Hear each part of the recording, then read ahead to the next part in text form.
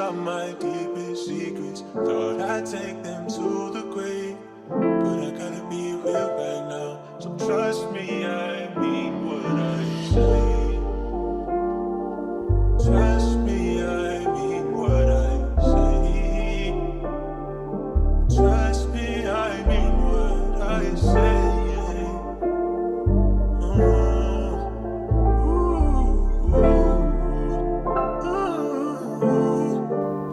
Palalim ng palalim, lagi kong dinarasal na sana lahat ng sana ay tuluyang matupad. At ang lagi kong ilig, sana wag mo kong hayaan na tuluyang panghinaan sa napili kong daanan. Tugon ko lang patawad sa lahat ng mga sala kung paulit-ulit lang. Sana hindi ka magsawa kung listahan ng usapan na ba dun ako mayaman. Sobrang dami ng pangarap ay hindi ko na mabilang. Batang kalilong mag-aray sa lansangan to namulat, pero di ibig sabihin na wala akong magulang. Maaga lang natutunan kung paano ba lumaban, kung paano pumalag sa tunay ko na kalaban. Sarili ang kalaban at walang ibang rason kung paano higitan kung sino ako ngayon at kung saan ako patungo. Yun ang lagi kong tanong, handa ko na hagilapin kung asan man ang sagot. Alam mo yung rason kung bakit ginagawa to, at alam mo yung rason kung bakit sinatyaga to. Galing na ako sa hirap at ayoko bumalik, at ayoko maranasan pa ng anak ko ulit.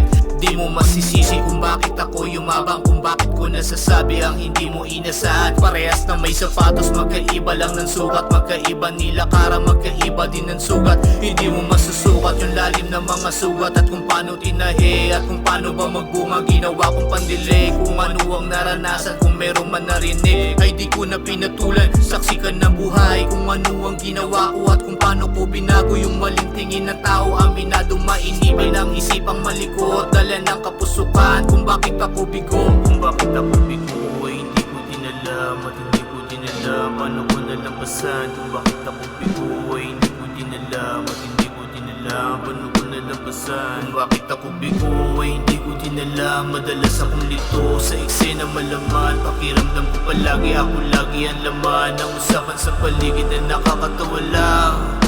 Ultimo sarili ko, muntik na kong iwanan sa dami ng kamalasan. Sa balikat ko inatantangan-tangan ang pangaral at pangarap ng magulang. Salamat doon kay Erp at marami kong natutunan. Hindi ako tumigil at hindi rin uminto, hanggang sa biglang maisip na may rason pala to. Hayaan itim na tupa ay tuluyang magala, hanggang tuluyang makita kung sino ba talaga.